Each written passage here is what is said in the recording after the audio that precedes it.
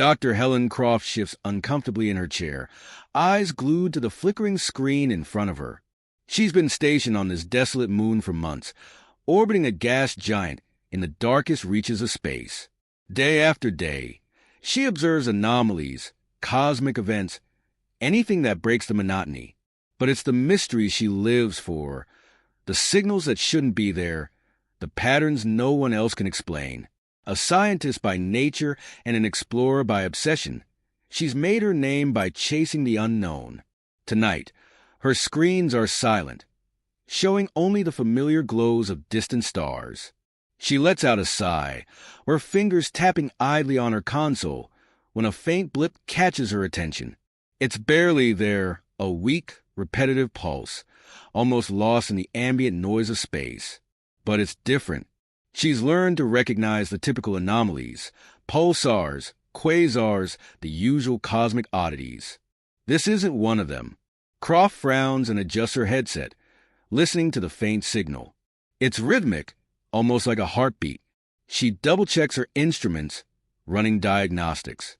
Could be a glitch, she thinks, though her instincts say otherwise. She tries triangulating the source, narrowing down its origin. The pattern is consistent, repeating every few seconds. It's a distress call, or at least sounds like one. But there's no known sector out there. This signal is coming from a void, an uncharted, isolated region far beyond any established boundary. She leans in, her pulse quickening. There's something in the pattern that draws her in, almost like it's reaching out, waiting to be deciphered. She feels a strange compulsion, an urge to dig deeper. But before she can proceed, her console chimes with an incoming message.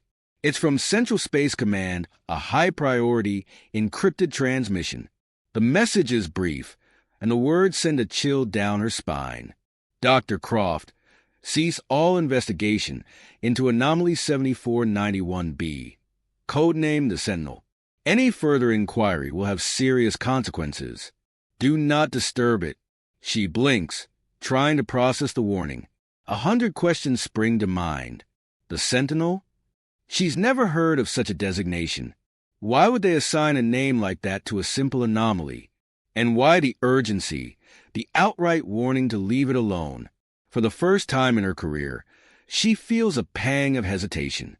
But her curiosity quickly drowns it out. Her fingers hover over the keyboard, the official message still pulsing on her screen. Something in her gut tells her to obey, but her mind won't let it go. She thinks of the signal, that lonely, haunting rhythm. She's convinced it's more than just an anomaly. It's like an invitation, and despite herself, she feels compelled to answer.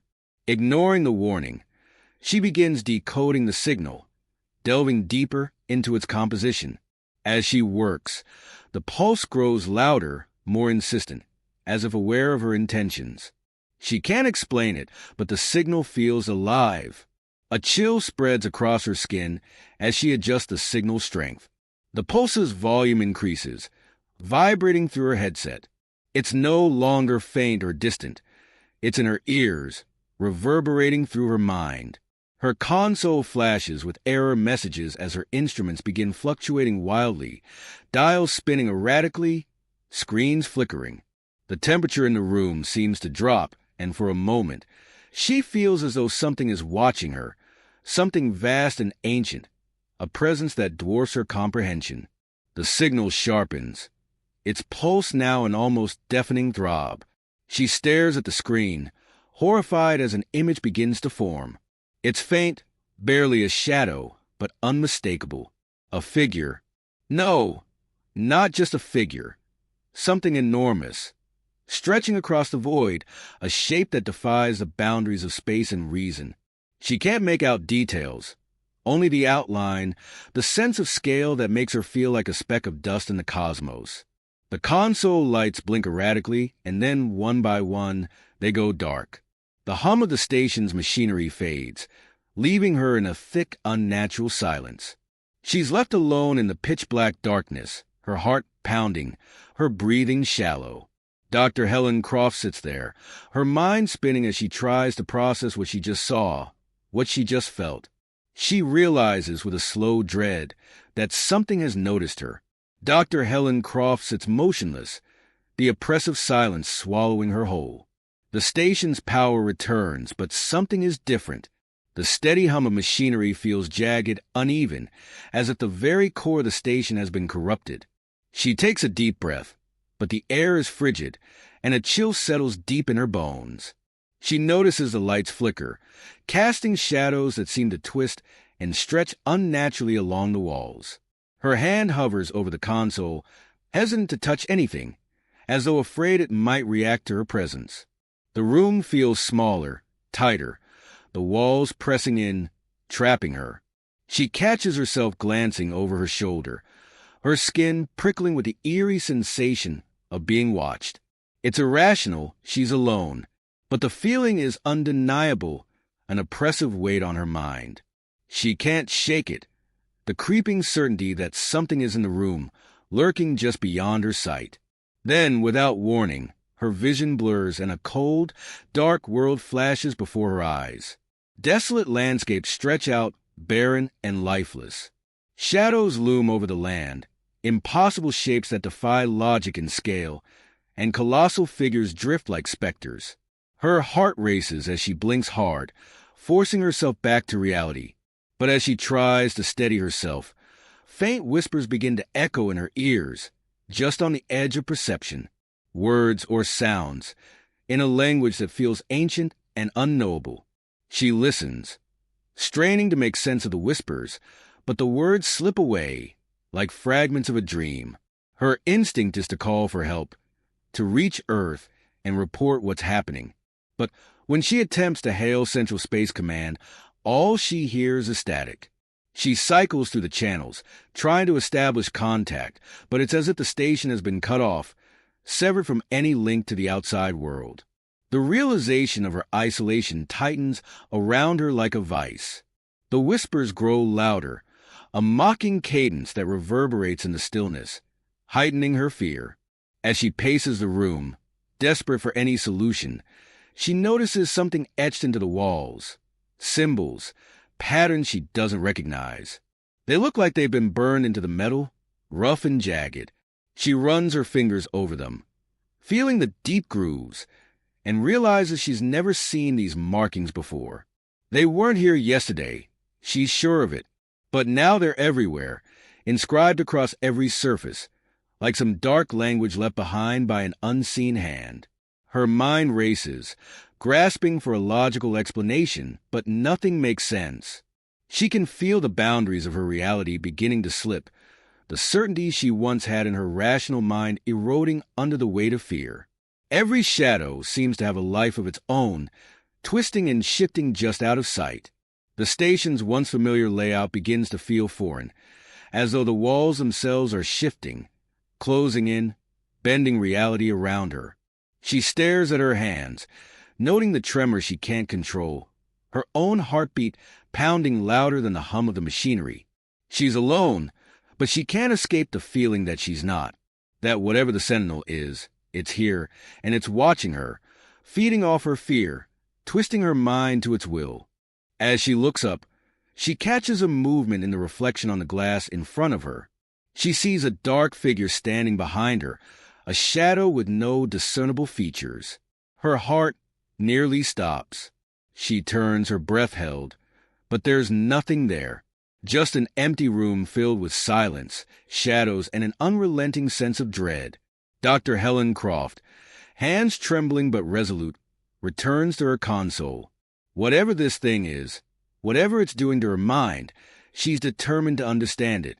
With gritted teeth, she probes deeper into the Sentinel's signal, amplifying its fragments, forcing it to yield any scrap of data she can decipher. Hours pass in a blur, her mind clawing at each fragment.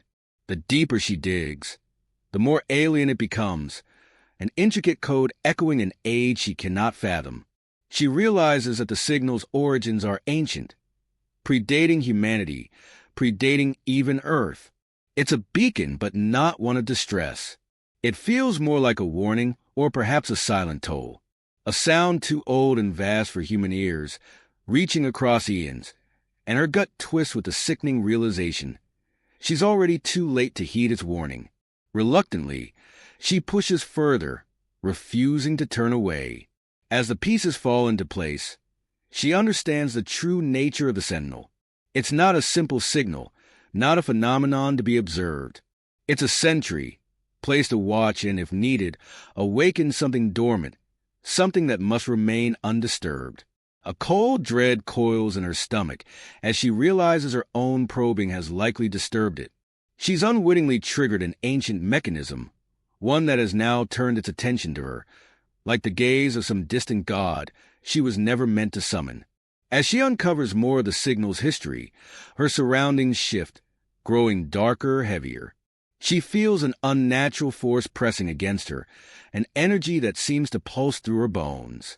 It's no longer simply a presence. It's a vast, hungry awareness that has pierced the walls of her station. She stumbles back, her vision blurring, as her surroundings contort, twisting into unfamiliar shapes, angles that defy logic. She's being pulled, drawn toward something, a gravity that's not physical but primal, almost like the station is warping around her, bending to the will of an entity she cannot see but can feel with every fiber of her being. Her mind races, desperate to comprehend what she's unleashed. The horror is not in its appearance. It has no shape, no form she can understand. It's a void, a thing of shadows and whispers, existing beyond her realm of perception, waiting for one fatal mistake, recognition. She realizes, with mounting terror, that this entity's power lies in awareness. By observing it, she has opened a door. Her acknowledgement of its existence is like a beacon in the dark, a signal of her own she unknowingly sent. The Sentinel wasn't watching her. It was watching for anyone foolish enough to watch it. And now, she is a prey. Her heart races as she notices a strange shift in the air, a dark energy condensing in the corner of her station. Her mind reels, unable to comprehend the sight. A tear in reality, rippling like liquid, revealing glimpses of a space she has no words to describe. Shadows twist and coil within the breach, and her blood runs cold as she hears a voice unmistakably her own, fractured and distorted, echoing from the darkness. It calls out, a desperate, pleading cry for help, a mirror of her own fear. She stares, paralyzed by the sight of her own voice reaching out to her, and the terror widens, a maw opening into an incomprehensible void. It's then she understands fully. She's already been claimed. Dr. Helen Croft sits in a swirl of terror and resolve. She's faced with a single desperate option: to force a distress signal back to Earth, overriding every protocol, every safeguard. Her mind races through the steps. Disable the station's automated controls, trigger an emergency override, and hope someone hears her before the Sentinel consumes her entirely. Her hands are shaking, her breath shallow, but she's determined. She knows she's on borrowed time, a passenger in a station that seems to reject her, bending at the will of something else. She can feel it fighting her, a malevolent resistance pulsing through the walls, the cables, the very structure. Every command she inputs is met with error after error, the system stubbornly resisting her attempts to escape. It's as if the station itself has become an extension of the Sentinel, twisting and recoiling as she tries to slip through its grasp. As she works, she stumbles upon a hidden archive, encrypted but accessible in her frantic state. She begins reading through the logs, messages from Earth's Central Space Command. The words are clinical, detached, and in seconds, a horrifying clarity descends on her. They knew. The organization that she had devoted her life to had placed her here intentionally. She was never stationed on this desolate moon by accident. She was sent as bait, lured into the Sentinel's orbit, so her inevitable curiosity would awaken it. She was chosen for her obsession with the unknown, her relentless need to decode the mysteries of the universe. Her mission was never to observe. It was to make contact. They had known the risk, and they had been willing to sacrifice her, gambling on the hope that her presence would provoke the Sentinel into revealing itself. A mixture of fury and despair washes over her. She's been betrayed, not just by her organization, but by her very purpose. Every achievement, every step that led her here was orchestrated. Rage fuels her, pushes her to fight even harder. But beneath the anger is a deep-seated terror. She realizes she was chosen precisely because she would awaken the Sentinel. Her relentless pursuit of answers had played directly into their hands, and now she is paying the price. The Sentinel's influence grows with every passing moment, suffusing the station with an unnatural darkness. Shadows twist and coil, stretching across the walls, pooling into grotesque shapes. They seem to watch her, as if they hold something just on the edge of her perception, something too horrific to fully grasp. Her mind teeters on the brink, her vision blurring as exhaustion and fear grip her. She stumbles, feeling bruises forming on her arms, her legs, her body weakening under the relentless assault. The darkness has weight now, pressing against her skin, suffocating her thoughts, distorting her sense of reality. But she pushes forward, every step a struggle, every breath a defiance. She's dizzy, nearly delirious, but she refuses to let this entity claim her without a fight. With a final surge of desperation, she limps to the console, initiating an emergency shutdown of the station's power. The lights flicker, then plunge into complete darkness. She hopes this will sever its hold, cut her free from the Sentinel's reach. As she stands there in the absolute blackness, her heart hammering in her chest, she hears a voice, her own voice, speaking her name. But it's distorted, twisted, as if it's coming from someplace else, echoing from the other side. The sound chills her to her core, leaving her frozen in terror, her own voice calling out to her like a dark omen from a place she cannot see. The station is silent, completely devoid of power, leaving Dr. Croft enveloped in a darkness that feels alive, pulsating like the slow rhythm of an ancient heartbeat. Then she feels it, a presence, vast and ancient, filling the space around her. It looms larger than anything she can grasp, a dark mass blotting out the last remnants of her reality, a form that seems made of stars and shadows, its edges flickering and shifting, defying any earthly understanding. It is the Sentinel, no longer just a signal or a distant anomaly, but a living, breathing entity standing before her.